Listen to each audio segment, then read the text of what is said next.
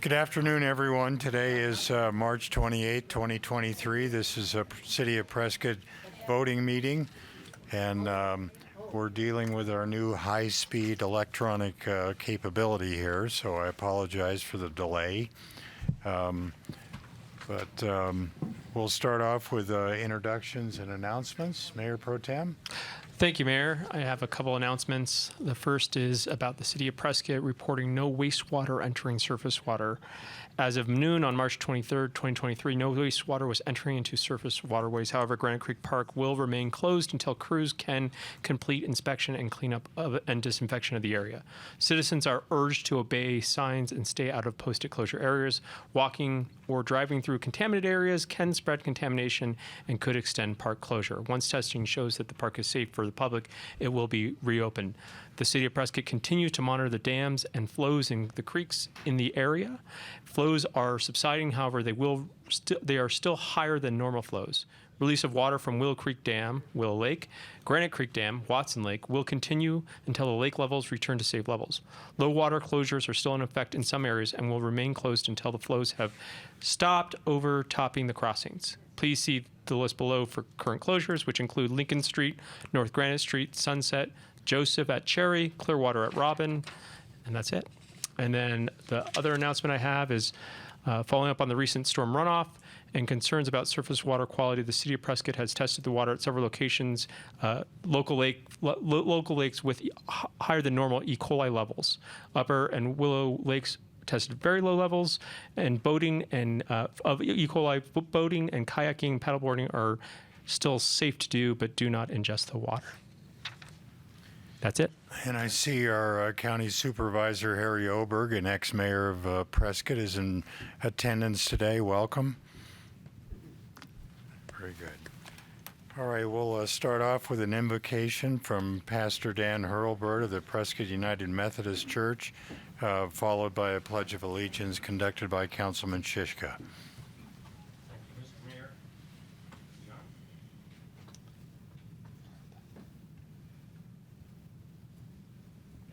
That might work better. There we go. Yeah. Thank you, Mr. Mayor. Let us pray. Gracious and loving God, as the council gathers on this day, we ask your wisdom to guide their discernment in order that everything they do may be for your glory. On this day, we remember with gratitude those who serve this country in Vietnam. We pray for those families who are still mourning the loss of loved ones in that war, and for service personnel who still suffer from wounds they received because they were there. Even as we honor their service and sacrifice, we pray for that day when your prophet promised we would study war no more. We thank you this day for the gift of our sexuality, and we pray for those who are victims of sexual violence. We pray for their healing and for your justice. We give you thanks for the gift of water that fills our creeks and fills our lakes and makes possible all life. We pray for those impacted by floodwaters, those cleaning up after those storms, and those who go out into the storm to keep us safe. We pray that you will make us faithful stewards of your water.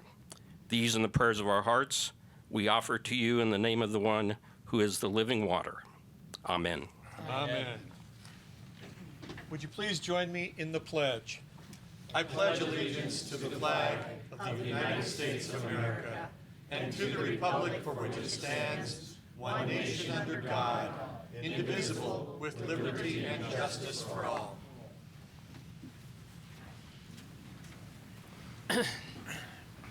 All right, we'll start off with roll call, please. Mayor Good.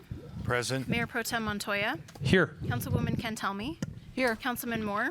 Here. Councilmember Rusing. Here. Councilman Sishka. Here. And Councilman Tenney. Yes. All are present. Very good. Now we'll proceed with proclamations, and I'll start off with the first one, recognizing National Vietnam War Veterans Day. So I noticed there's quite a few of my fellow Vietnam veterans in attendance. Please come up, and if you can line up in front of the podium.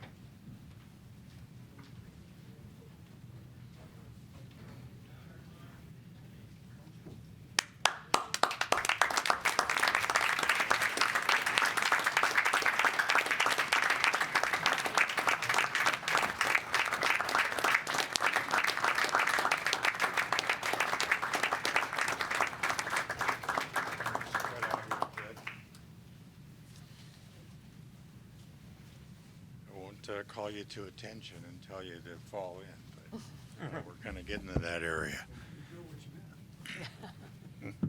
I'm going to read a couple of things here because I think this is a very momentous date. Back in March of 1973, President Richard Nixon, in an address to the nation, stated, "Never have men served with greater devotion abroad, with less apparent support at home. Let us provide these men with the veterans' benefits and the job opportunities they have earned, and let us honor them with the respect they deserve." For those that you don't know, President Nixon actually lived here in Prescott for 2 summers back in 1928 and 1929, lived up in a little house up on top of Country Club that's still there today. So he does have a direct connection with the city of Prescott. I will read our proclamation, but I'm going to mention a joint resolution that has been presented to Congress by U.S. Congressman Representative Dan Crenshaw from Texas and U.S. Senator Dan Sullivan from Alaska. This was presented to the Congress on February 17th of this year. They introduced this joint resolution honoring the sacrifices of Vietnam veterans who've made and offered an apology on behalf of the United States government for the mistreatment they received abroad and on returning home. Congressman Dan Crenshaw said, quote, "These men suffered horrendous treatment both abroad and on returning home, not only facing verbal and physical attacks from anti-war protesters and politicians, but also suffering from the horrific effects of Agent Orange and PTSD. This long overdue formal apology on behalf of the United States government is a good start in ensuring that our veterans receive the respect and the support they need. We must swear to never forget and never let this mistreatment happen to our veterans again." Senator Dan Sullivan, U.S. Senator from Alaska, said, quote, "It's a sad fact that the honorable service of our Vietnam veterans was often met with dishonorable treatment by their fellow citizens when our military vet members returned home. This was a sad episode in America's history, yet Vietnam veterans have gone above and beyond in supporting subsequent generations of veterans, ensuring that the next generation of military members would always be honored for their service." So I'm going to read their joint resolution. "To acknowledge the courage and sacrifice of veterans of the Vietnam War and formally apologize for the treatment they received upon returning home. Whereas the members of the Armed Forces of the United States began serving in an advisory role to the government of South Vietnam in 1955, and whereas in 1965, ground combat units of the Armed Forces of the United States arrived in the Republic of Vietnam to join approximately 23,000 personnel of the Armed Forces who were already present there, whereas by 1969, the number of such troops reached a peak of approximately 549,500, including members of the armed forces in the region who were supporting combat operations, whereas on January 27, 1973, the agreement on ending the war and restoring peace in Vietnam, commonly known as the Paris Peace Accords, was signed, which required the release of all prisoners of war of the United States held in North Vietnam and the withdrawal of all armed forces of the United States from South Vietnam. Whereas on March 29, 1973, the armed forces of the United States completed the withdrawal of combat units and combat support units from South Vietnam. Whereas on April 30, 1975, North Vietnamese forces captured Saigon, the capital of South Vietnam, effectively placing South Vietnam under communist control. whereas more than 58,000 members of the armed forces of the United States lost their lives in Vietnam, and more than 300,000 members of the armed forces of the United States were wounded in Vietnam, whereas the Vietnam War was an extremely divisive issue back in the United States as a result of biased and shameful attacks from the media, academia, politicians, and many others. Whereas some opponents of the war did not limit their opposition to normal political discourse, but engaged in violent protests, including the target of Reserve Officer Training Corps facilities, recruiting stations, and the bombing of the Army Math Research Center at the University of Wisconsin-Madison.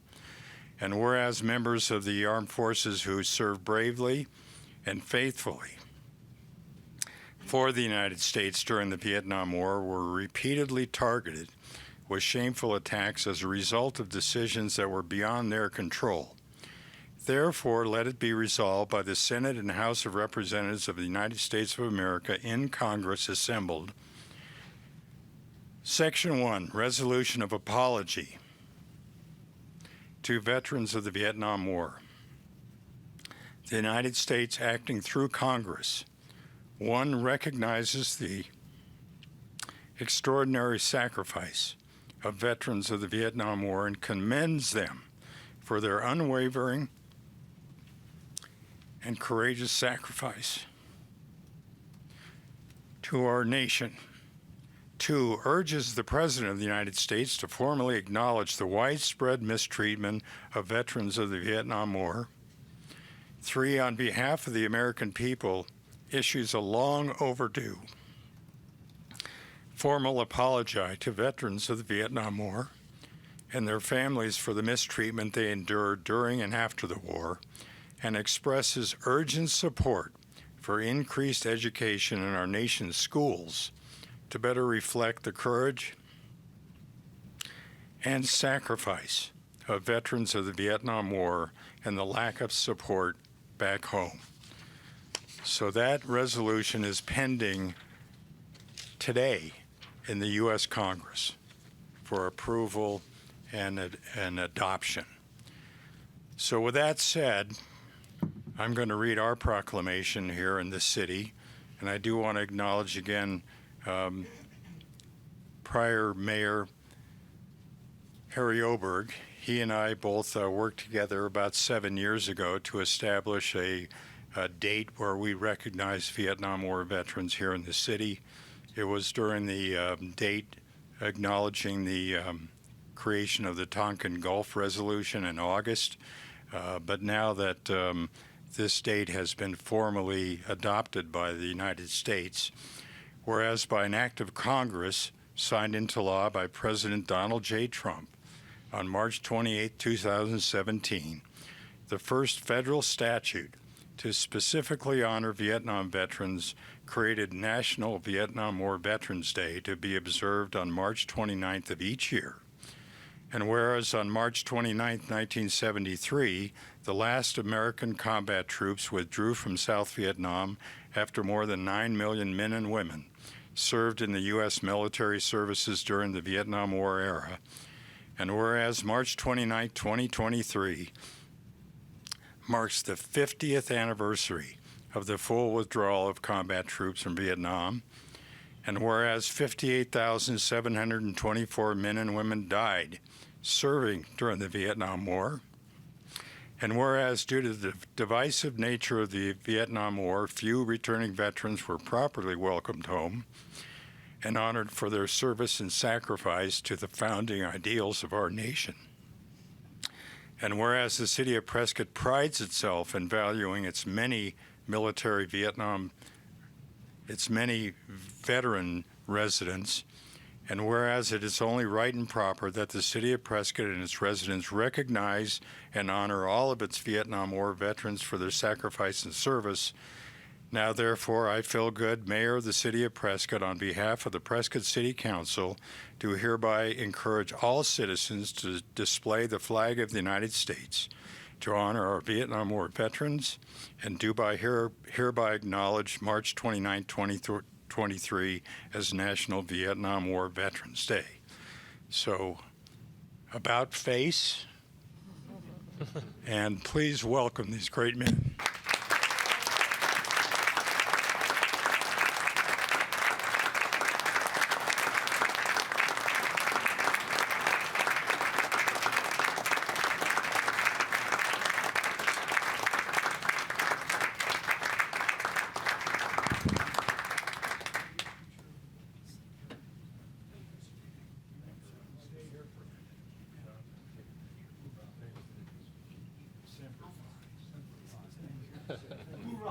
They're gonna get a picture, put it up on the post office.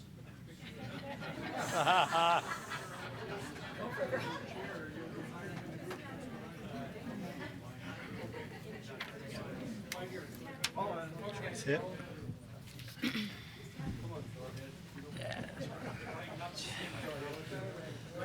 We're trying to get out of the picture. Yeah, we're sitting. Mayor's gonna stand. Got off the bus, this lady whacked me on the head and said, "Baby killer." I mean, she whacked me hard. And this corporal Marine, who I owe my life to, as I was going for her throat, reached up and grabbed my jacket and said, "Not here, Doc. It ain't worth it." And drugged me back into the line, and that saved that woman's life, as far as I'm concerned. Okay. And that allowed you to be here today. Yes, sir. That's right. Okay.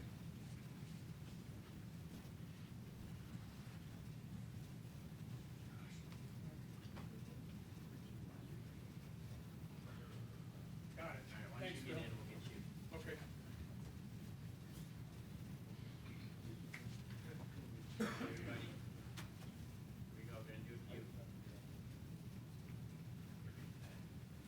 Thank you all. Thank you for your service and welcome home. Was awarded the Bronze Star for service in Vietnam. He was a bush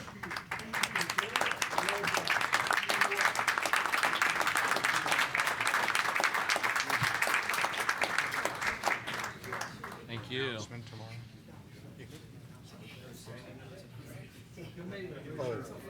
Need to support the veteran community. Phil does. Well, I will add that the American Legion Post 6 tomorrow will be having a Vietnam War Veterans Acknowledgement Ceremony. In addition, at 12 o'clock, there will be also a ceremony in front of the All Veterans Memorial on the Courthouse Plaza right across from Sam Steiger's crosswalk. All right, we'll now have a proclamation on Water Awareness Month by Mayor Pro Tem Montoya.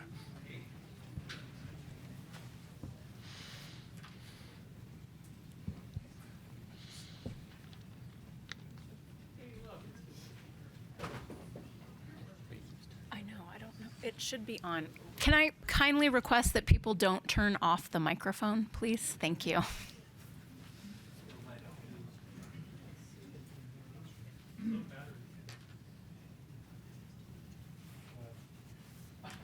All right. I'm Mayor Pro Tem Brandon McLeod. I'm going to read a proclamation. I've got some water resource people here to receive the proclamation. It's very poignant to be reading a Water Awareness Month proclamation after all the water we have received this winter. So, proclamation Water Awareness Month, April 2023. Whereas water is one of Arizona's most vital and precious resources, and whereas Arizona is a semi-arid state and water is scarce, and whereas while the city of Prescott's water resources are limited, population growth continues to increase the demand for water, and whereas all citizens living in the city of Prescott should strive to use water in the most efficient way possible by practicing low water use lifestyle to ensure long-term sufficient water supply, and whereas creating a culture of conservation will greatly reduce the impacts of drought on our resources, economy, and quality of life.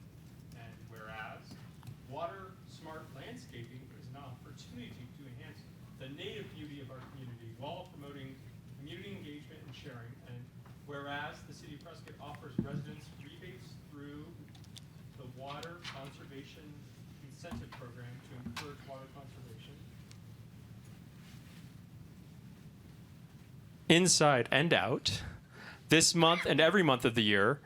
And whereas the City of Prescott is committed to delivering high-quality water and managing its water resources to meet the needs of its current and future customers, whereas water education is a cornerstone to any comprehensive water conservation program, and greater awareness of water issues can be gained through the community education, action, and celebration. Now, therefore, Phil Good, Mayor of the City of Prescott, does hereby proclaim the month of April as Water Awareness Month.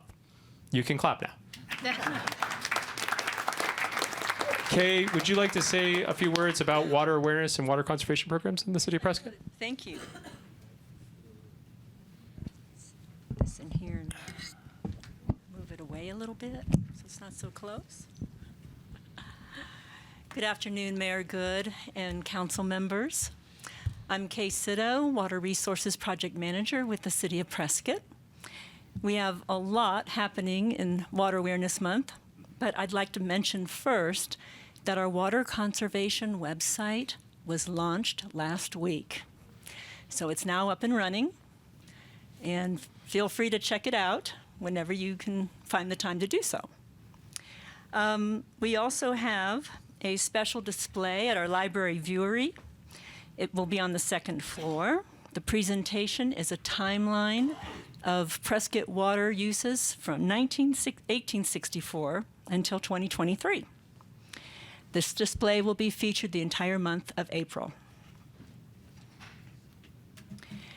Also, we have a water conservation tip, one for each day the month of April. It will appear on Facebook. I believe it will also be on Instagram, but I'm not 100% sure of that. Also, Earth Day is Saturday, April 22nd this year. So the City of Prescott will have a booth, and so will the Pedestrian, Bicycle, and Traffic Advisory Committee. They're going to have a booth right next to us. And the General Plan Committee will also have a booth on the opposite side of us. So remember, that's April 22nd this year, Saturday. The Highland Center for Natural History, they have their plant sale, their spring plant sale. They take online orders beginning on April 19th. And then they will allow for pickup on May 5th, which is a Friday, and Saturday, May 6th, from 8 a.m. to 2 p.m. And the city also will put together goodie bags for them to distribute along with their plants to customers. And lastly, we have magnets that will appear on the back of the vehicles.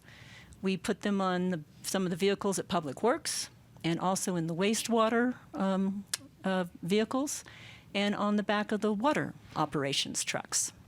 And I believe that covers everything. Thank you. Okay. Oh, thank you. Oh, okay. Kodak.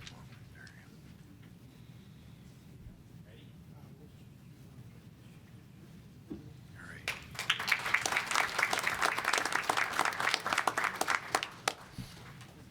Now, Councilman Tenney will have a presentation on Sexual Assault Awareness Month.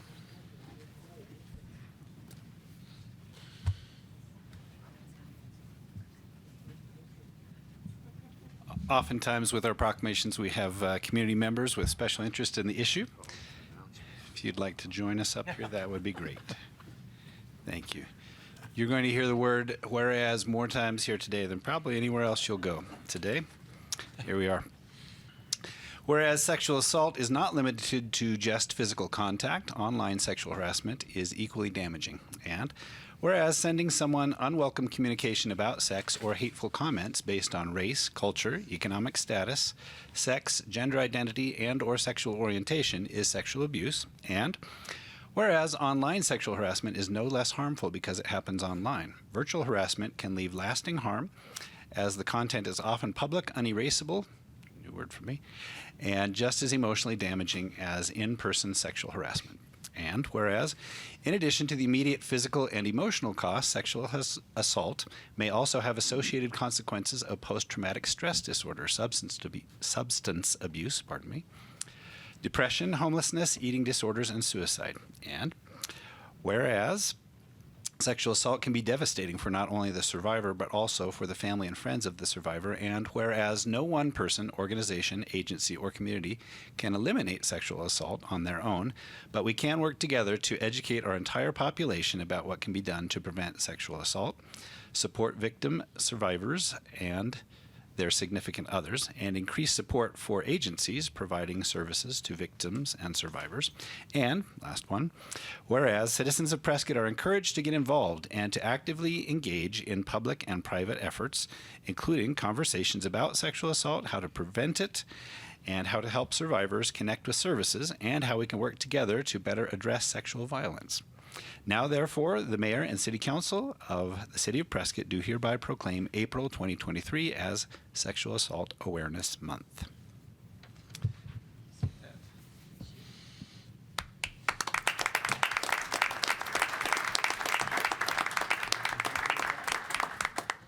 you like to say a few words? Please, sir. Okay, great. Thank you. Yeah, that would be much better. Thank you, Chief. Thank you, Mr. Mayor and Council, so much for recognizing and approving this proclamation. As stated in the proclamation, sexual assault is not limited to just physical contact. Online sexual harassment is equally damaging and has lasting impacts because the content is often public, and it is unerasable. Once it's out there, it's out there. By educating our citizens and supporting those who have been victimized by sexually related crimes, we can provide supportive resources, and they are available 24 hours a day, 7 days a week. When leadership recognizes and supports this, you are taking action to support our citizens, and we are creating a coordinated community effort which creates a safer and healthier environment for all of us. Thank you again for your support.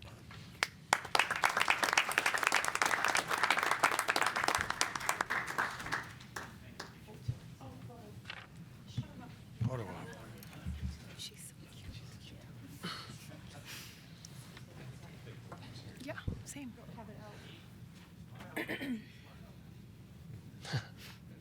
Thank you.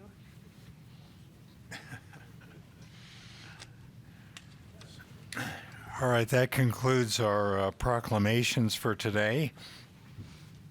We'll now proceed to the open call to the public. Thank you, Mayor. The City of Prescott welcomes public engagement. Residents may comment and address the council regarding matters that are not included on the posted agenda during the call to the public. If you wish to speak, please complete a green speaker card and submit it to me prior to the meeting being convened. As a reminder, speakers are limited to 4 minutes, and the call to the public will be limited to 4 minutes in total.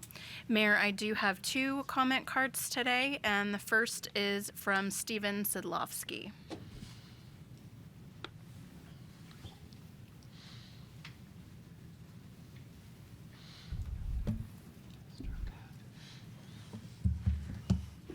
Good afternoon, beloved Mayor Good, wonderful council members, and wonderful Prescott citizens. I'm lay brother Stephen Gerard Sidlowski speaking before you my 4th time now. I'm delighted that since I last spoke, I was able to review your Prescott City Charter Commission review. I sat there quietly and learned the wonderful interactions of your city charter. I also have been visiting churches in your wonderful city to start educating pastors and members of churches about the new possibility where we can now add personhood language to the city charter. I'm here to continue to encourage you to move in this new direction. If I can be placed on the agenda either for the Charter Review Commission or an educational series in front of all of you in the near future before your vote, I would welcome that possibility. Of course, beloved Mayor, you are the wonderful leader of the city, and I hope that you might see the wisdom with the City Council and actually pass the personhood resolution that's already been given to all of you, possibly by Mother's Day. A personhood resolution is a solid marketing tool for any city desiring to move in the new direction. Remember, you will have preamble language. I actually have a copy of your city charter now in my folder, and I've been reviewing it. I've actually reviewed other city charters too, and I am under the impression that your citizens will actually vote in the new personhood language that's already been potentially submitted for all of you to strongly consider. And based on this information, I'm just delighted that you're giving me a moment of your listening ears. I know you can't respond, and you should know that I love rodeos. I've taught country western dance back in my college days. Want to give you a little bit of the other aspects of my life. I do learn to love Jesus through the eyes of St. Francis of Assisi today, but with everybody too. You know, we have to love God and we have to love our neighbors ourselves. Well, guess what? The child peacefully developing in the mother's womb is also our neighbor. It's a new direction for many cities. I hope that since you're the first city that hosted the first capital for the state of Arizona, that you might become the first personhood city and shine forth in that new possible direction. God bless you all. Continue to love to learn and learn to love. Thank you. Thank you. Ryan Verplank.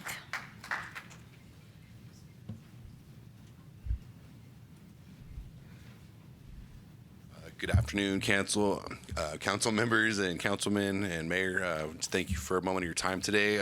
Firstly, I want to just acknowledge the veterans, the Vietnam veterans. It's an honor to be here today, and thank you so much for all that they've done for our nation. They clearly deserve that moment of respect and gratitude. So I applaud them. I'm here in support of my friend Steve and his initiative to get the personhood language adopted into our city council. I am a resident here in Prescott Valley, a husband and a father of 3. So I just realize how important children are. They are the future of our nation, and we should do everything we can to protect them, along with the comments that were made earlier for protecting victims of sexual abuse. These are very important topics, and children deserve our protection. They are not capable of protecting themselves. So with that being said, I just appreciate your time today and your consideration for adopting the personhood language into the city council. And we look forward to speaking with you more on that in the near future. Thank you for your time today. Thank you. That's all, Mayor. All right, very good. We'll move on to the consent agenda. Does any member of council want to pull an item off the consent agenda? Seeing none, then I'll entertain a motion. Mayor, I move to approve consent agenda items 8A through 8F. Second. I have a motion and a second. Please vote. Where's my vote here? I don't see the vote. Oh.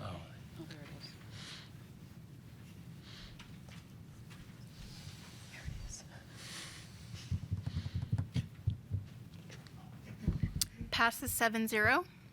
Very good.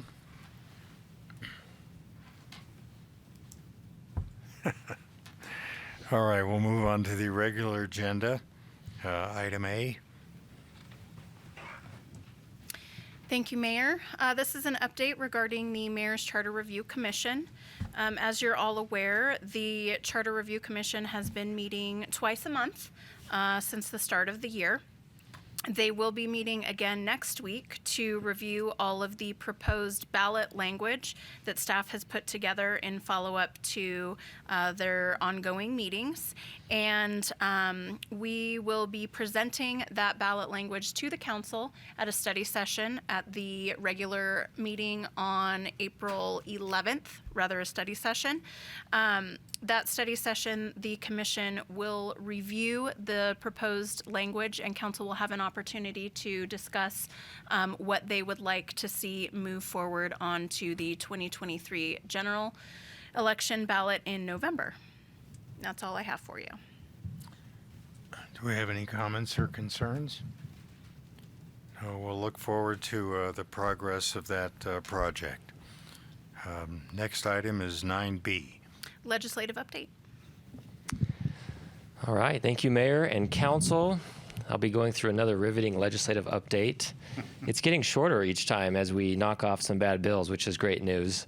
But I'll start with a good one, which is the House Bill 2518. This has to do with the Glasford Dells Regional Park. No news different than what came about 2 weeks ago. It passed out of the House, and that was a great sign. And so from this point on, it'll be considered in the budget discussions going forward.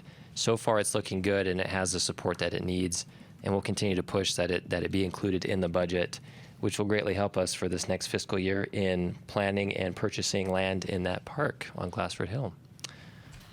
Jumping down, let me see if my, clicker is working, great. Senate Bill 1063, this was the bill that would have eliminated tax on food for home consumption, and we just got word at 11:30 this morning that the governor did veto that, which is great news. That was basically the largest outstanding bill still alive in the session that would have greatly reduced our revenue, $6 million just for the city of Prescott alone if that had been eliminated. So luckily that was vetoed today by the governor. Still outstanding is House Bill 2003. This has to do with reducing the corporate income tax rates over a few years. At full implementation, it'd be about $900,000, maybe about $1 million a year for us. So we are still actively opposing that. The League of Cities is as well. It passed out of the House and is in the Senate, and it passed out of the Senate Appropriations Committee and needs to be considered by the Senate as a whole. So still opposition to it, but it's slowly progressing. Next is House Bill 2536. You'll remember 2 weeks ago, I talked about Senate Bill 1117, which at that point had failed in the Senate. However, the language of that bill was taken as a strike everything bill and placed into House Bill 2536, which means that the implications for us of basically losing our authority over development, zoning, and the relevant impacts of that, it's still alive in that bill. So this is essentially priority number one for us and for the League of Cities. It has a lot of opposition. The fact that it failed really hard in the Senate, I don't think there's a chance that it will get through the process this year, but the sponsor is attempting to keep it alive and keep cities kind of on the edge of losing our ability to zone and enforce that going forward. So just know that we are pushing back on that, and that bill is still alive as of now, but it probably won't make it through the session, which is good news. Well, let me go back up one. The next bill is Senate Bill 1011, which has to do with the partisan elections. Cities may choose to hold partisan elections. That one is awaiting the House floor to debate that and to consider it. The next, 1025, has to do with political signs. That's also awaiting in the House. It passed out of the Senate, and now it needs to be considered by the House as a whole. It passed out of committee. But this would limit us in how we could enforce signs in the right-of-way, especially political signs, which we currently do. We do a good job, and the state has allowed us some flexibility over the last few years that's really made a difference with keeping our streets, our right-of-ways, and our corners clean. So we'd like to keep that in state law.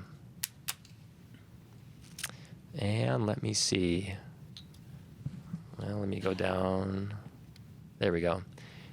SCR 1023 has to do with the charter cities repeal. I talked to Barry Aarons on Friday, and he knows for certain that once this goes to its House Government Committee tomorrow it looks like, that there will be an amendment excluding every city except those 500,000 or more in population.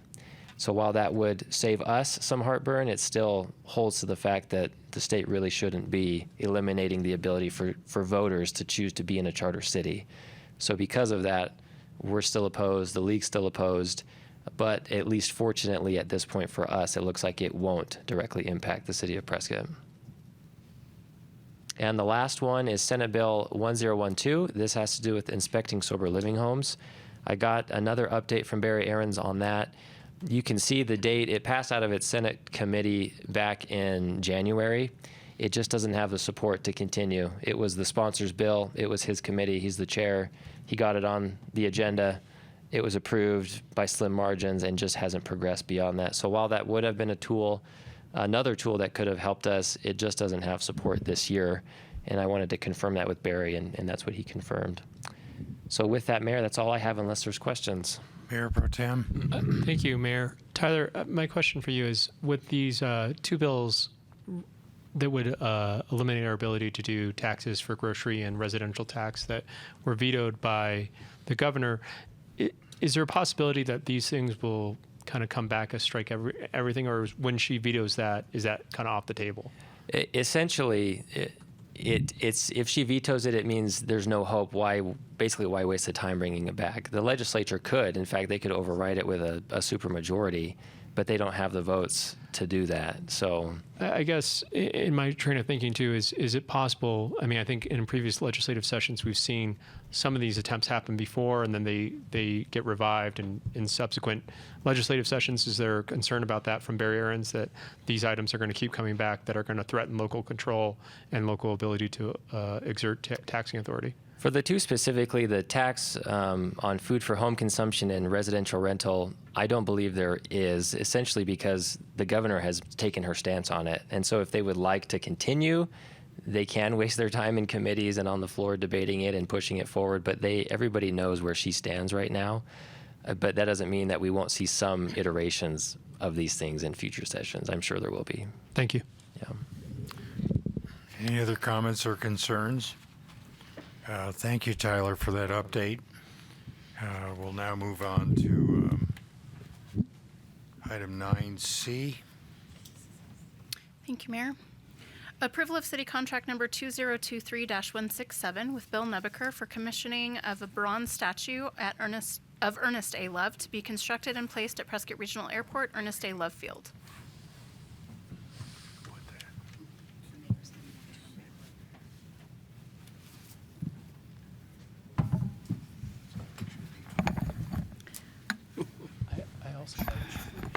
Okay, we'll do that. Thank you. Good afternoon, members of council and Mayor Good. Back in 2020, the Airport Passenger Terminal Art Commission was created to bring art to the airport. In October of 2022, after several pieces were placed in the art, the remaining piece that we're going to do now is the piece by artist Bill Nebaker. The Ernest A. Love statue that we're about to unveil here really has an amazing bit of history in it. We're privileged to be in the presence of a true legend with Bill Nebaker. He's been an extraordinary individual in our history. We go up and down Highway 89, and we see much of your work. You've helped us celebrate our Western culture and our rich history, including the story of our hometown hero, Ernest A. Love, for whom the airport was named. You know, Ernest Love lost his life in defense of our nation back in 1918 when his aircraft went down in Europe.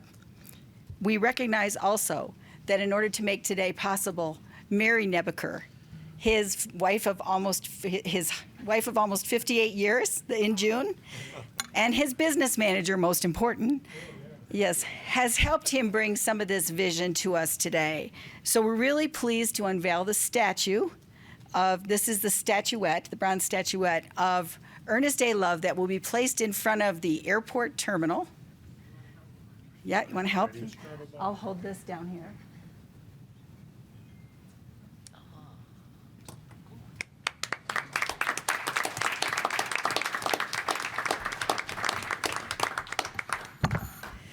So the the statuette was presented by photo to the Art and Public Places Committee. It was approved, and they moved the piece forward to the council for approval.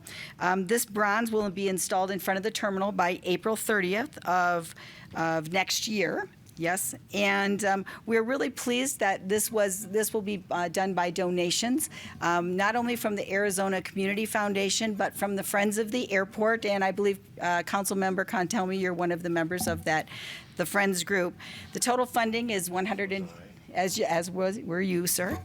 And the total funding is not to exceed $125,000, and so that will cover this amazing statue.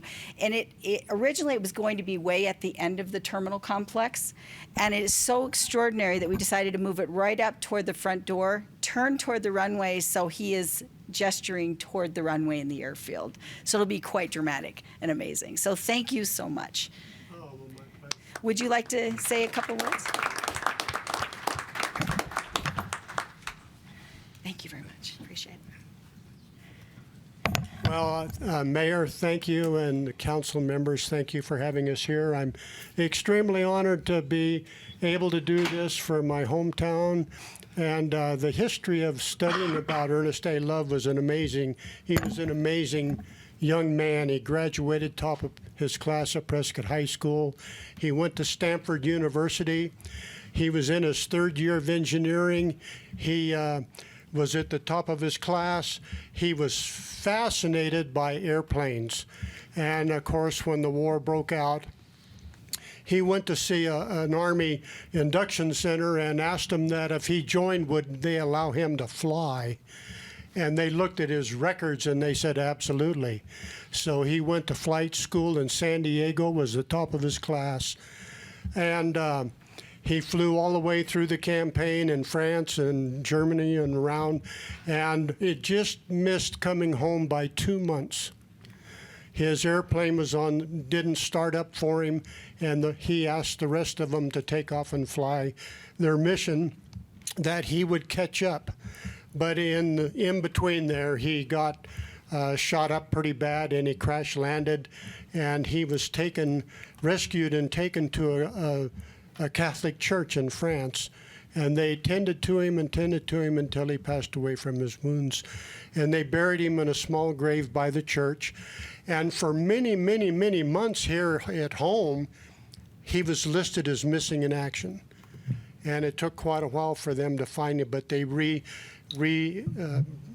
brought him home and buried him. So anyway, this has been an extreme honor to do. And of course, all pilots I talk to, if they hear a plane, they're always looking in the sky. So that was my idea. And of course, he's got his little checklist book for his airplanes. So that was a typical World War I flight uniform.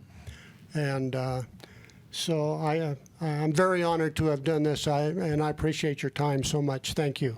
Thank you, Bill. Boy, When the bronze is completed, it will be almost 8 feet tall. So it'll be quite large, extraordinary. So thank you. Well, we're certainly blessed to have a local talent like Bill Nebaker to be able to create these statues, and they're a legacy that will live long, long, long time. Thank you, Bill. Thank you, Mary. All right, do we have a motion here or what? I think so. Mayor, I move to approve city contract number 2023-67. Second. Motion is second. Please vote. All right, where am I? There it There is. we go.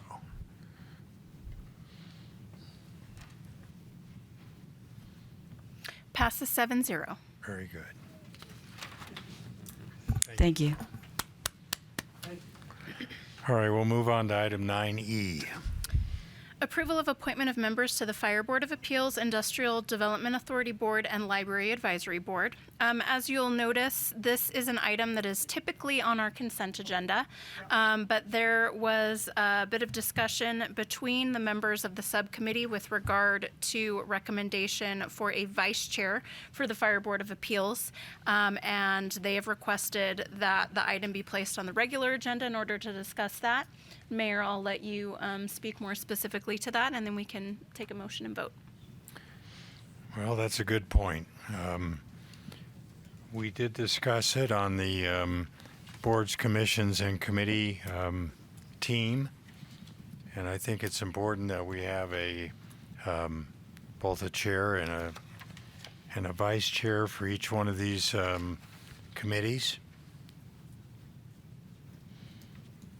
So I don't know if I'm prepared to discuss the qualifications of each one. Do you want to speak to that? I think do we have the recommendation?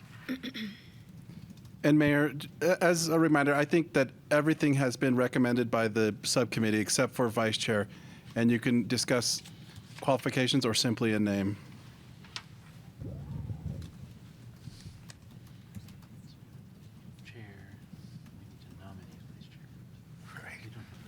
Don't have the names here.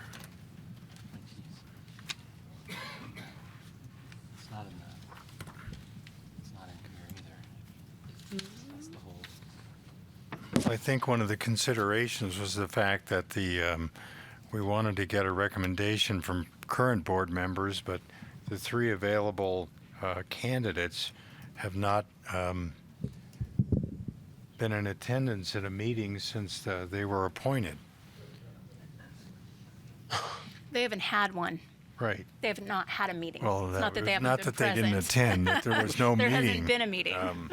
So we did know that all three of them indicated that they would be willing to serve as a vice chair. Correct. How about Robert? How about Robert? There's two Roberts. I was just making a joke. You could have a team of Roberts. Yeah. You could have Robert as the Robert Betts, and then Robert Gable as the vice chair. Well, I do have some notes in my office. Probably doesn't do as much good right now. Mayor, I'd like to propose that we nominate, or I'd like to nominate Mr. Norfleet. Correct. As That was vice the chair. one that I also felt was probably the most capable and qualified and experienced. Yes. Yeah. Thank you for that reminder, Councilman Shishka. I sincerely appreciate it. Every once in a while, I'm helpful, Mayor. Dream of a team of All right, so we have a recommendation for appointment of Vice Chair Robert Nordfleet. So, Mayor, I think perhaps what we could do, and Councilman Sishka, if you're comfortable with this, your motion could be to approve the recommendations of the subcommittee and add in Mr. Norfleet as the vice chair as part So of your moved. motion. Thank Second. All right, we have a motion and a second. Please vote.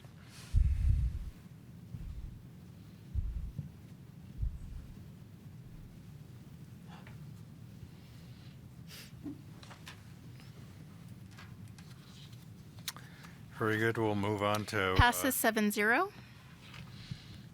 item 9E. Yeah. Adoption of ordinance number 2023, an ordinance of the mayor and council of the city of Prescott, Yavapai County, Arizona, amending the zoning of certain property within the city of Prescott, generally located at the northeast corner of Taylor Hicks Elementary School, property at 1845 Campbell Avenue, from residential single-family zoning district to multifamily medium-density zoning district. And if I may, before Chelsea, you get started, I was, just for the record, I was given a request to review a possible conflict of interest by Council Member Tenney. And that opinion is in the clerk's office.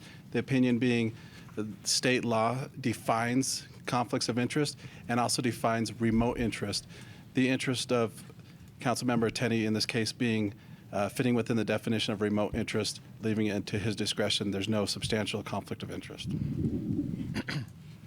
Awesome, thank you. Good afternoon, Mayor, Council. I'm Chelsea Walton, the Interim Director for Community Development. And it's my pleasure to present on this on behalf of Community Development and the Planning Division. It was first hinted at this project at the council study session back on October 25th when I presented on workforce housing and the opportunities that are in the community as well as what we can look at moving forward. Of course, as you know, the result of that was the formation of the Workforce Housing Committee, which is soon to be populated. Very excited about that. Rezone, and let me make sure I got my clicker here working. If you push down. Goes to the next. Thank you, Sarah. All right, so this request is to rezone a portion, and I'll put the map up here shortly, but a portion of the Taylor Hicks Elementary School property from existing zoning single-family 9 to multifamily medium to permit a 6-unit teacherage. So these are dwelling units on the campus for teachers to use as they get their footing in the community. The teacherage is a multifamily use and requires the rezoning to implement the project per code. Now, a caveat is legal has weighed in that this use is not subject to zoning ordinance standards by, I believe is it federal exemption or? No, just briefly, under state law, municipalities cannot govern through zoning or otherwise, except for some exceptions, other political subdivisions, and that has then been extended to charter schools as well for informational purposes. But a school district is a political subdivision and therefore is not required to go through the zoning process, and we cannot enforce that unilaterally. They can choose to do so. Right. So for transparency, the applicants and staff all agreed that it was an item that still should move forward for council consideration and for the public to have a say in this. So with that, we'll move on to the vicinity map. And you can see that the major cross streets are West Delano running east-west on the lower part of the screen, the south side, and Campbell Avenue. That's where Taylor Hicks is. And here's an aerial image that shows that site in relation to the particular area of rezone. So it's not the entire campus, it's just the area where the teacherages would be placed. And then here's a close-up. So you can see the main entrance will be at Campbell Street, curve around the baseball diamond, and then situated back on the dirt lot on the northeast corner of the school site. Here's a site plan that shows how the layout of the teacherage's units will be. You can see that they're a little askewed, and that's simply because there's a sewer infrastructure that runs diagonally across that dirt lot. So that configuration was selected to mitigate cost and to keep that sewer line intact. This item was seen by this is a close-up of that sewer line just to give you a better idea of how it enters and exits the property. And this item was considered by the Planning and Zoning Commission, and we have a couple of members here from that commission. On March 9th, just a few weeks ago, and after discussion and public comment, the commission voted unanimously in favor to recommend approval for the rezone to City Council. So with that, the recommended motion is on the screen for you. And I am available for any questions. Any member of council have comments or concerns? Mayor Pro Tem? Thank you, Mayor. I was at that planning and zoning meeting, and I actually spoke as a resident of this neighborhood, but now I'm wearing two hats, I guess. And so I just think, frankly, I want to applaud the school district on trying to find a creative solution to a really pervasive problem in our community with workforce housing. And I think the other thing that's kind of useful to consider is that this won't just benefit the school district, but it also has the opportunity to benefit the city with housing for a policeman and a fireman. And I just am grateful for creative solutions to that. And my hat's off to the creative thinkers at the school district for coming up with this idea and bringing it forward to the city. And I am a yes in my backyard kind of guy when it comes to this project. So thank you. Wonderful. Councilmember Rusing. Thank you. I think this is a wonderful project. I think it's a very creative use to put some vacant land that's been vacant since the school was built and to help solve a problem. And I would like to thank everyone for working together to bring this to fruition. But I do have one question about manufactured housing. Sometimes it can look kind of stark, and this is in a residential neighborhood. Are there any plans to have like a carport adjacent to each unit so that the residents can park their cars right next to their home rather than having them out in the parking lot? I mean, it'd be a lot more of a convenient and kind of a better residential look to have a carport adjacent, attached to the home. Right. So as far as I know at this time, there is no plan to add the parking. I believe the intent was to maximize the amount of square footage of the property to get as many units as they could reasonably afford to place on the lot. And I don't know if if someone from the school district is here that could answer maybe some long-term, in the long term for the parking scenario.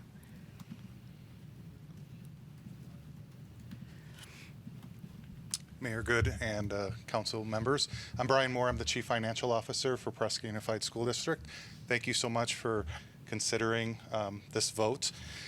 To answer the question, it is to maximize that property and parcel so that it isn't impeding on the baseball field. And then there's also an adjacent field that is used by the school for a play area.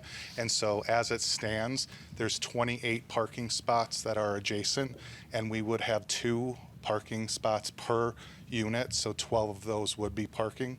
And so there isn't a current plan to have a carport. This is an example of what the houses would look like. Nice, yeah.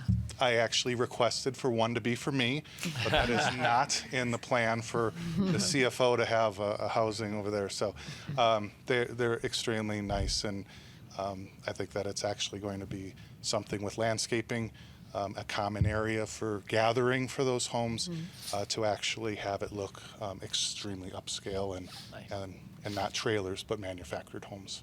Okay, thank you. Well, thank you, Brian. I understand they're really designed to only be occupied for up to 2 years while they're finding a long-term housing solution. So I think the district would like to have you look around longer than 2 years, wouldn't they? This is, well, it depends on who you ask. Ask Councilman Tenney, he may give you another answer. So. All right, Councilwoman Cantelme. Well, actually, I think I just had my question answered about the landscaping. So if that's a rendering of how it will blend into the neighborhood, I think that's very well done. So you'll have some walking paths, some hardscaping, and some landscaping. Correct. There is budgeted money for landscaping to make it so the field within Taylor Hicks is extremely well irrigated, and it's grass. In the topology picture, it was when I was the principal there, and it was basically a gopher field. This it's very nice, and this will blend well. That picture is beautiful. Thank you very much. You're welcome very much.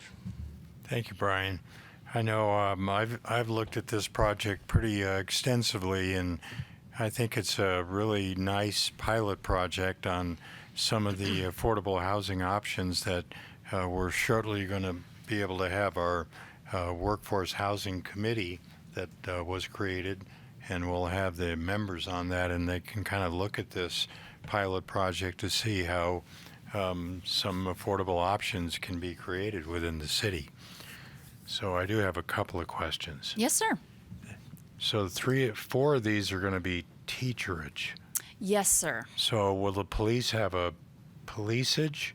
And the firefighters have a firefightage? Firefightage, I think the name is pending, but we'd love your input on that. And thank you for bringing that up, and Mayor Pro Tem Montoya for bringing up the fact that the school district, this is hopefully one of many partnerships that the City of Prescott can enter into with local stakeholders.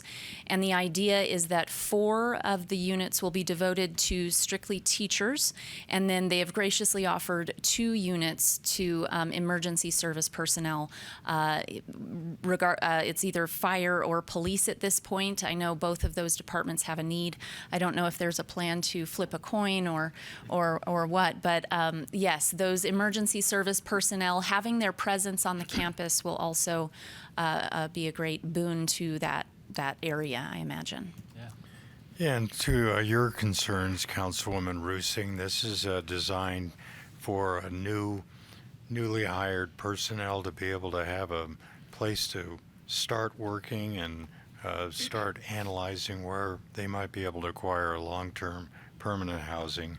So even though it's a very short walk from the parking area to their homes, it's a kind of a short-term occupancy period, and I'm sure that that's going to work out fine. Great. Thank you. Any other comments or concerns? I'll entertain a motion. We do have a public comment, Mayor. Oh, I'm sorry. Ted Gambogi.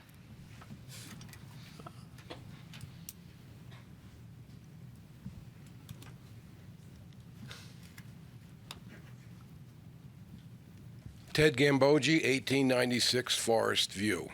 Honorable Mayor, esteemed council people, and helpful staff. Affordable housing was in the 2015 general plan. It was also in the 2005 general plan. But as a standalone, it's not met with much success here in Prescott. When I was collecting information for our 2025 general plan, I visited our Frontier Rotary.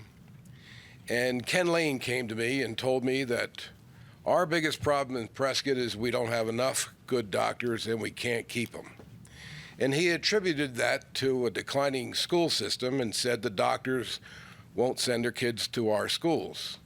And he attributed that to the fact that we can't attract and retain school teachers.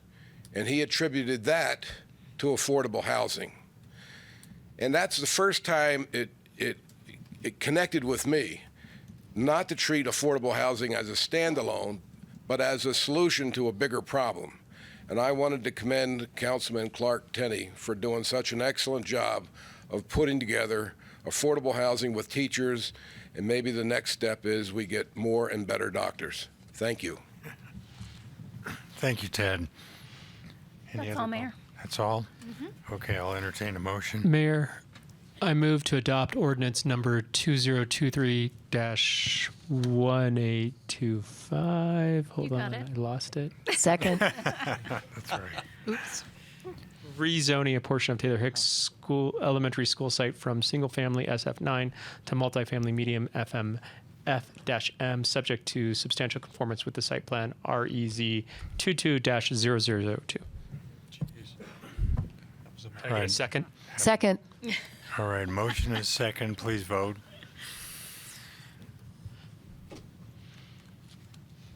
Already did. Thank you. Passes 6-1. 6-1. 6-0. Wait. I'm sorry. It showed up as a 1. 6-0. 6-0, yes. It's kind of like a soccer What happened? standings for the season. You know, Passes 6-4, 0, and one So Clark tie. abstained. That's an abstention.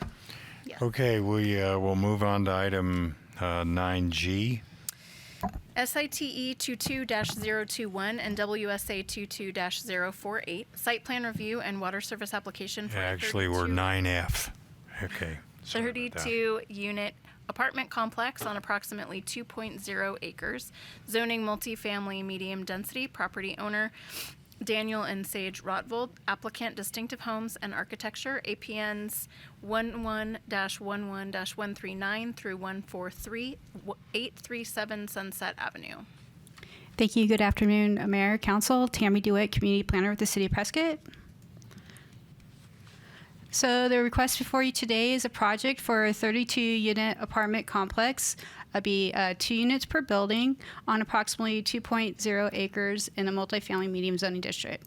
Currently, there are 5 parcels, and they'll be combined into 1 parcel.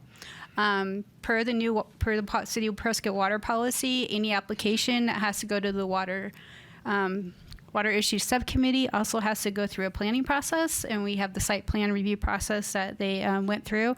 This was reviewed by all our reviewing agencies through a couple of renditions, and what used to be for us meets all our code requirements. So these are the properties before you. They are north of Fair Street on Sunset Avenue. This property is impacted by flood, but all the building proposed structures are outside the flood plain, and the parking's in the floodplain area, which makes good use for that area. This is in a multifamily medium density area. There is some business general to the south and neighborhood oriented business next to it. But this does meet the zoning requirements and the density allowance per that zoning district. Here's a proposed site plan. All the housing would be up to the north. It's in a courtyard style with the parking to the south and the floodplain. This allows for more recreational areas to be developed in this area for the courtyard. So here's a rendition of what's proposed. Each unit will have, there are 2 units per building. So the downstairs is 1 unit, upstairs is a second unit. And here's another rendition of what they'll look like. Each unit will have a separate outdoor space with a outdoor fireplace. There was some discussion at our Planning and Zoning Commission with concerns about these being wood burning, with concerns of people not disposing of the ashes in such an adequate manner. So they decided to add a stipulation that they be natural gas instead of wood.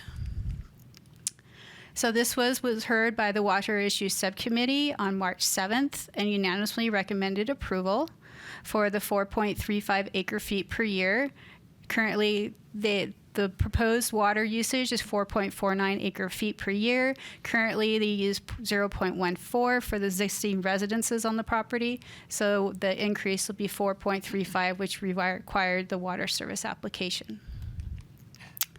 This was reviewed for all our site plan review criteria, and the Planning and Zoning Commission reviewed the site plan application at their March 9th Planning and Zoning Commission meeting and unanimously recommended approval of the site plan as submitted with the stipulation that the proposed outdoor fireplaces be natural gas and not wood fireplaces, and the applicant agreed to that.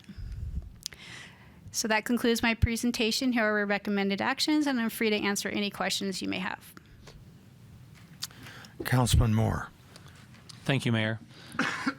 Tammy, I just had the question, would this apartment project that's being proposed be considered workforce housing as far as how much they're going to be charging for rent? Do we have any idea how much they're going to be charging for rent? No, we do not.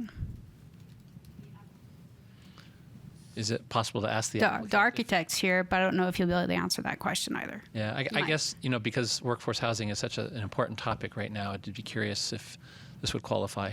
The units are 900 square feet, 2-bedroom, 2-bath. They're, I would say, on the smaller side, but I'm the architect. I don't establish rents, so they're going to go to whatever the market will bear. So I'm not sure what that would be. So Okay. I really don't know.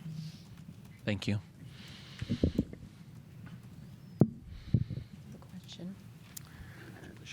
Councilmember Rusing. Thank you.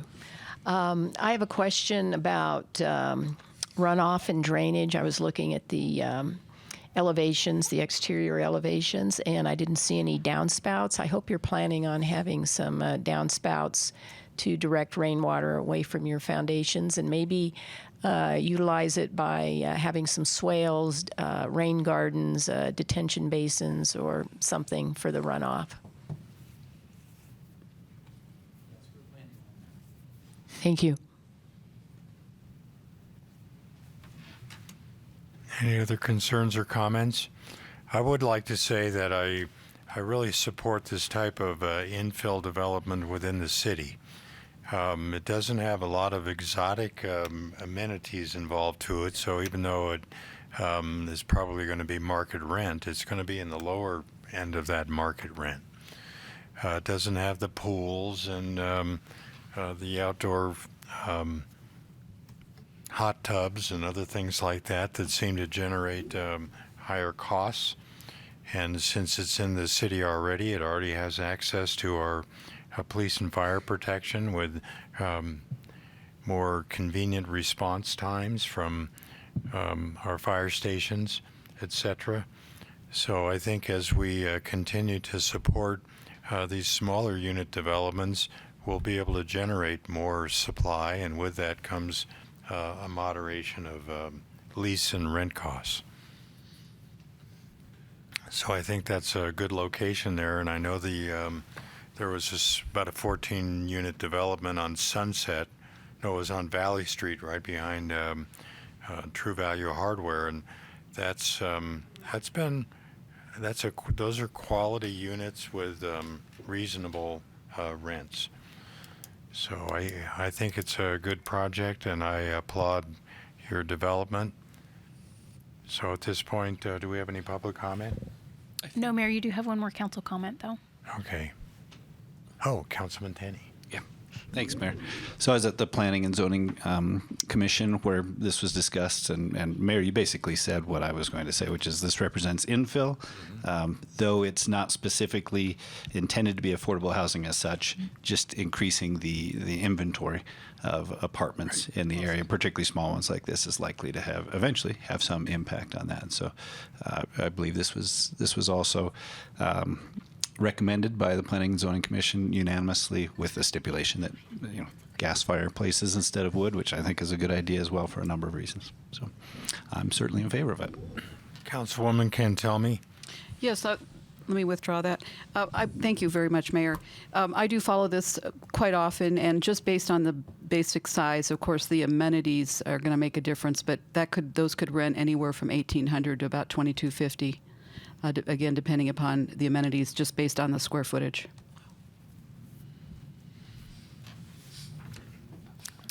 We do have one public comment, Mayor. And sir, I'm not sure how to pronounce your last name, so perhaps you could come up to the microphone and tell us, please. Somebody does, it's Wappershall. Sir, you need to go to the microphone, please. For the record, sir. For the record, yes, sir. Could it be used for teacher housing? This new housing project, we're talking about teachers and doctors and housing and all that. Can we use this for teacher housing too? Well, if a teacher wants to sign a lease agreement or rent, I'm sure they'll allow them to do that. Okay, can we put it under the same topic as the other teacher housing that we're perpetuating? Well, not particularly, because that one actually is designed for much lower rent costs, and it's based upon the management of those properties by the PUSD. So the other one is targeting low rent for teachers, and this one is Open to the public. open to the public. Copy that. Thank you, sir. All right, at this point, I think I'll entertain a motion. Mayor, I move to approve SITE 22-021 in substantial conformance with the site plan, with the stipulation that the outdoor fireplace be natural gas. Second. Have a motion and a second. Please vote.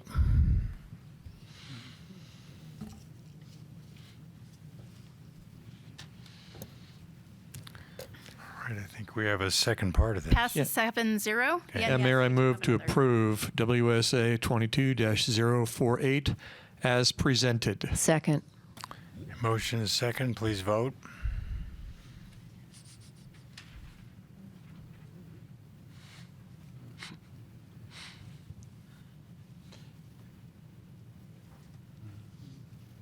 Aye. Sorry. Here we go. It's like a little surprise each time. Miss my little clicky toggly. Passes 7-0. Very good. Congratulations, and good luck with your construction there. And it's another valuable addition to our our housing stock. Thank you very much. All right, well, now we'll move on to item 9G. Approval of multiple contracts associated with the Hazley Road Reconstruction Project as follows. City contract number 2023-165 with Asphalt Paving and Supply, Inc. for construction, and city contract number 2022-055A3, an amendment to city contract number 2022-055 with Kimley Horn Associates for post-design and construction engineering services. Good afternoon, Mayor and Council. Tim Sherwood, Public Works. The item I have for you today is the Hazley Road Reconstruction Project. As you can see on the map behind you, in front of you, the project extends from fundamentally the White Spar Road right-of-way, ADOT right-of-way, up to the upper intersection or the eastern intersection of Valley Ranch Circle. The project will include the reconstruction of Hazley. We will narrow the road down. The road currently is 40 feet wide, back of curb to back of curb. It was constructed over multiple phases in the late 70s and the early 80s. We're going to narrow the road down to 28 feet of pavement, so 14-foot travel lanes. And we're going to accomplish that by relocating the south curb to the north and adding a 5-foot sidewalk to the back of the curb on the south side. This will match the improvements that we did on the eastern end of the project from Valley Ranch Circle up to Center Highway, where we did a waterline project a few years ago. New pavement, sidewalk added in that section. City water, sewer, and third-party utilities were evaluated, and utilizing model data and maintenance records, it was determined that we do not have any utility needs in this corridor at this time or in the foreseeable future. Looking back on records, the water lines that were installed back at that time were all cast iron or ductile iron, so there is no PVC water mains in that corridor. Sewer mains are in good shape, and natural gas lines are deep and in good condition.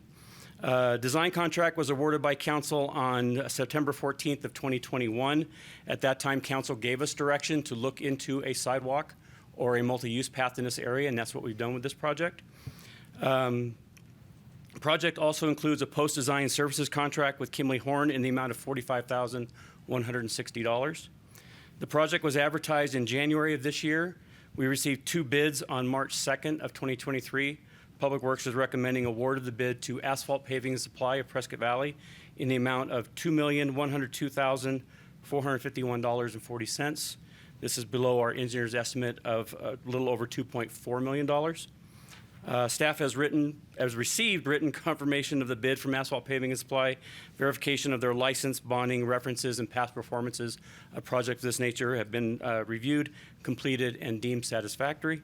The city's standard construction contract will be used for this project, and funding for the project is available in FY23 in the Streets Fund. And with that, I will be happy to answer any questions you may have. Well, thank you, Tim. It's always nice to see some bids coming in that are actually below engineer's estimate. I'd like to see more than 2, though.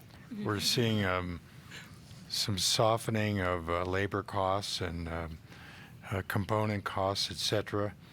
I do know that I know a number of people that live in that area, and there's a lot of people that walk their dogs and things. So I think adding that multi-use sidewalk in there is going to be very beneficial for their use and also making it safer for them too.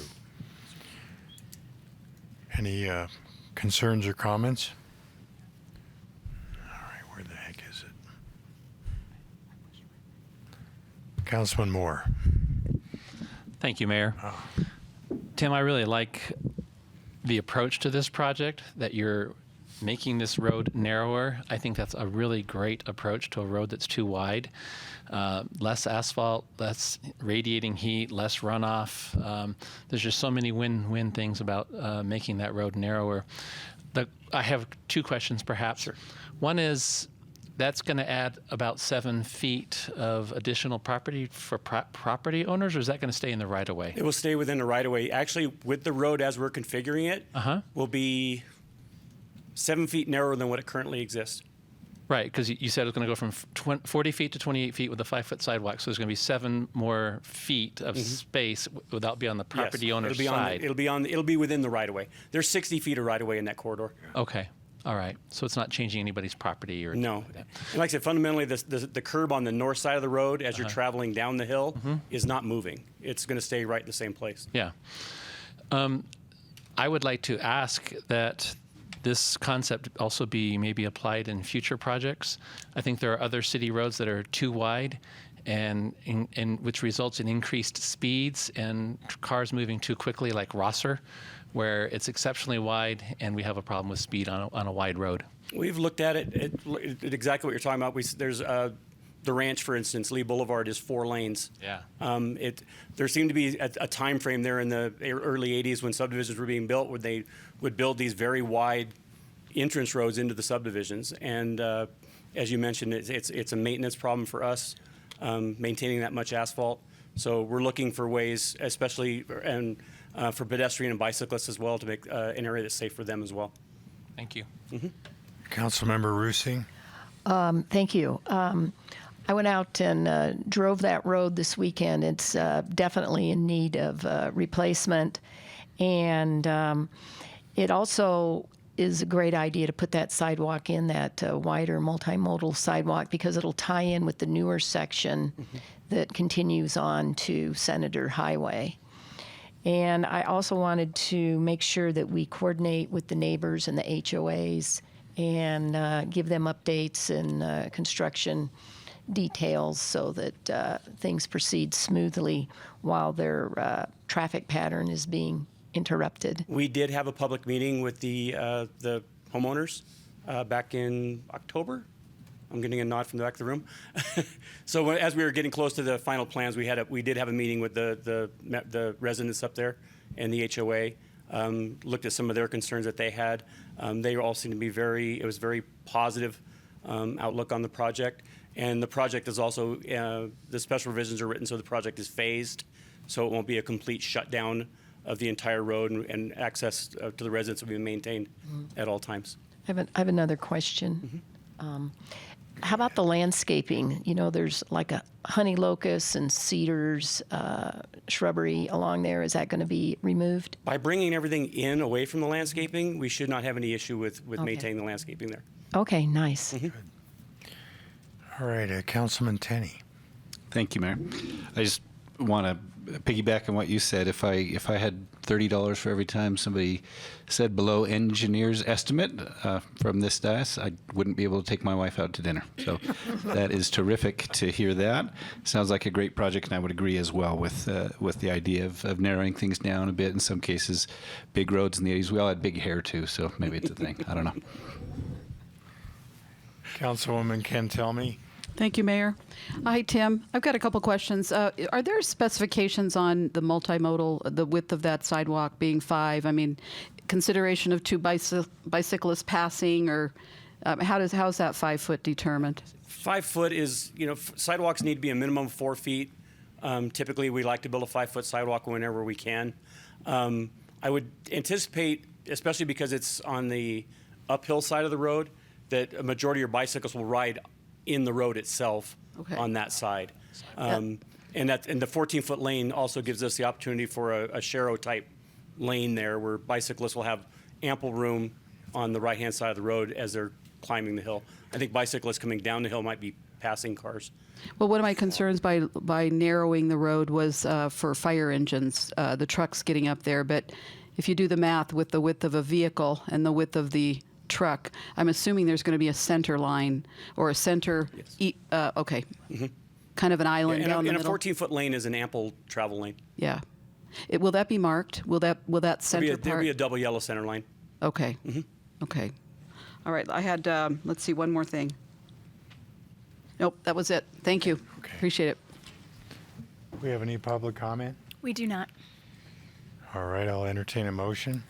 Mayor, I move to approve city contract number 2023-165. Second. Motion is second. Please vote.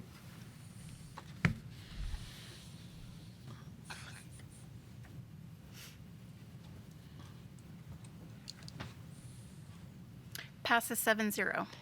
Mayor, I move to approve city contract number 2022-055A3. Second. Motion is second. Please vote. Sorry, give me just a moment. When there's multiple motions, it's a whole new world for me. Was that Got a us all second trained. from Councilman Moore? Yes. Thank you. Uh-huh.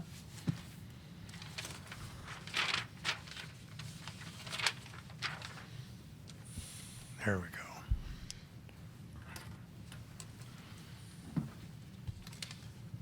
Passes 7-0. Very good. Well, that concludes our voting session today, and this was a very memorable city council meeting. I'll close the meeting with a reference to the phrase, "freedom is not free." The origin of this phrase is credited to retired U.S. Army Air Force Colonel Walter Hitchcock of the New Mexico Military Institute. It's meant to express gratitude to the service of members of the military, implicitly stating that the freedoms enjoyed by those living in democracies today are only possible due to the risks taken and the sacrifices made by those in the armed services. Freedom is not free, for example, is engraved into the portion of the Korean War Veterans Memorial in Washington, D.C. While it should be a powerful phrase to all, it's particularly important to veterans. This meeting is adjourned.